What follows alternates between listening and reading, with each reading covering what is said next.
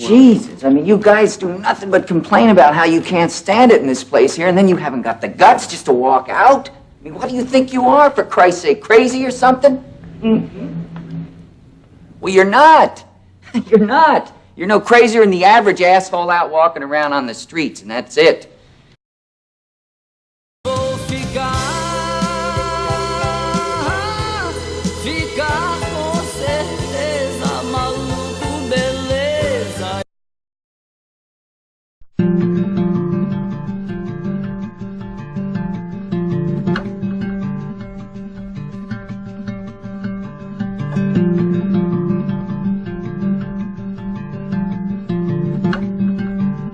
A loucura foi vista de diversas formas ao longo do tempo. De motivo de chacota a possuído pelo demônio, o doente mental permanece sendo um mistério para a sociedade e para os especialistas. Vários estudiosos se dedicaram a entender os transtornos mentais e suas consequências. No século XVIII, o psiquiatra francês Philippe Pinel inaugura a ideia de manicômio e propõe uma forma de tratamento baseada na reeducação dos doentes e no desencorajamento de hábitos inconvenientes. Esse método é chamado por muitos de tratamento moral. É só no século XX, entretanto, que a psiquiatria sofrerá a maior transformação de sua história, com o médico italiano Franco Basaglia. Ele foi responsável por criticar o sistema manicomial defendido por Pinel e propôs a reformulação do mesmo. A obra de Basaglia influenciou o mundo inteiro e inspirou a luta antimanicomial brasileira, fortemente relacionada à defesa dos direitos humanos e à inclusão do doente na sociedade. Essa causa deu origem à reforma psiquiátrica, que culminou na aprovação da Lei nº 10.216 em 2001. O projeto é de autoria do deputado Paulo Delgado e propõe o gradual fechamento dos hospitais psiquiátricos e a abertura de um modelo substitutivo que resgate a autonomia dos doentes.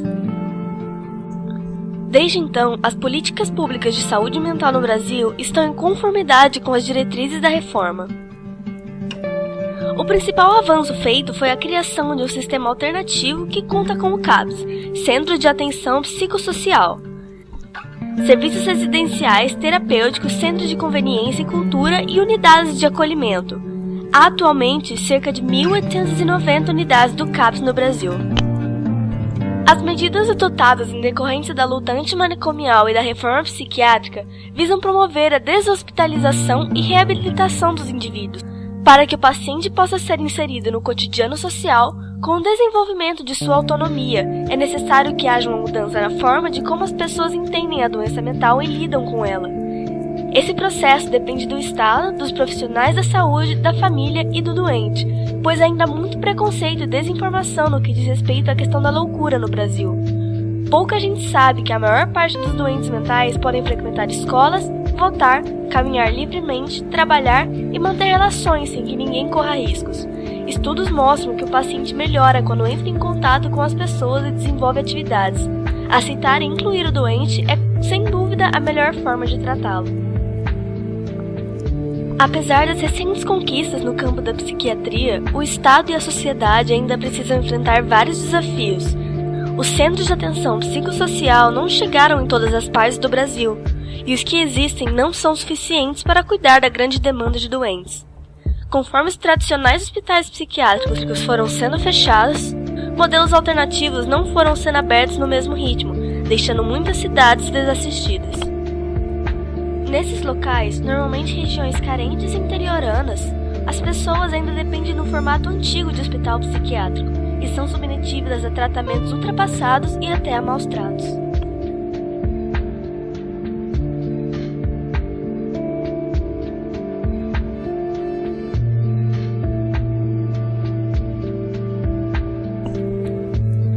As doenças mentais também funcionaram como tema de investigação para os filósofos. Michel Foucault desenvolveu uma série de estudos acerca do discurso sobre a loucura e seus impactos na sociedade. De acordo com ele, a loucura é uma construção cultural e histórica passível, portanto, de transformações. Além disso, Foucault denuncia o fato de a experiência da loucura ter sido objeto de exclusão e silêncio até bem recentemente, o que impossibilitou a compreensão do problema. Suas críticas, entretanto, abrangem muitos aspectos, Parte de sua obra é voltada às instituições que funcionam como mecanismos de controle do indivíduo e de própria sociedade, contexto no qual o manicômio se inscreve. Mais do que exercer a função de prisão e de limitar a liberdade individual dos internos, o hospital psiquiátrico é, segundo ele, um local de constante enfrentamento entre médico e doente. O médico apresenta-se como detentor da verdade e do pensamento racional, do qual supostamente o doente carece, enquanto este configura o sujeito sem autonomia que vive sob os desígnios do psiquiatra. O conflito, de acordo com Foucault, só é dissolvido quando ocorre a vítima do médico e a submissão integral do doente. Ironicamente, acreditou-se que este lugar hostil e coercitivo proporcionaria a reabilitação do doente e seu bem-estar no processo. Ao longo do século XX, o manicômio de Barbacena foi palco de uma das maiores tragédias da história da saúde pública no Brasil. A estrutura do hospital, idealizada para abrigar 200 doentes, chegou a receber 5.000. A superlotação e o descaso das autoridades fez com que a situação no hospital se tornasse calamitosa. As pessoas vagavam nuas pelo pátio e bebiam no esgoto que cortava os pavilhões. Para economizar espaço, as camas foram substituídas por capim. Crianças viviam presas em berços, cadáveres jaziam pelos cantos, fezes e urina inundavam os corredores e ratos circulavam livres. Em um rol interminável de atrocidades, bebês arrancados de suas mães desapareciam, pessoas eram trancafiadas por anos, pacientes morriam como cobaias em aulas de eletrochoque para enfermeiros em tratamento, seres humanos completamente desumanizados padeciam de fome, sede, doença, tortura, frio e desespero. Conta-se às vezes que a carga elétrica não aguentava a carga de choques dada em uma noite. Medicamentos eram aplicados indiscriminadamente e as lobotomias eram um recurso comum. Em 5 décadas, mais de 18 corpos foram vendidos para 17 faculdades de medicina do país sem autorização dos familiares.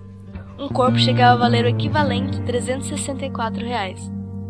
São muitos os responsáveis: o Estado, a sociedade e a família dos doentes. Um conjunto de fatores possibilitou a consumação dessa tragédia, cujo o povo brasileiro desconhece. Entretanto, ninguém foi punido. Atualmente, há 200 sobreviventes.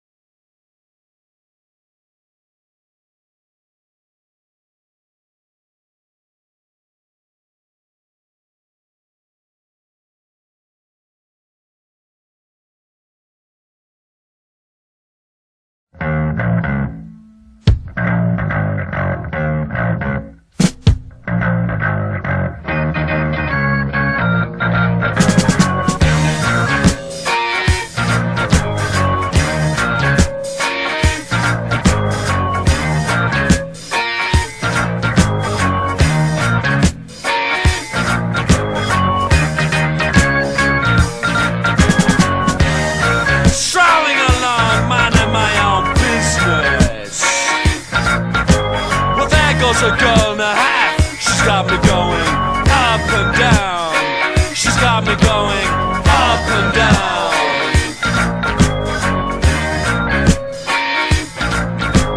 Walking on the beaches, looking at the beaches. Well, I got the notion, girl, that you got some suntan lotion in that bottle of yours. Spread it all over my peeling skin, baby. That feels real good.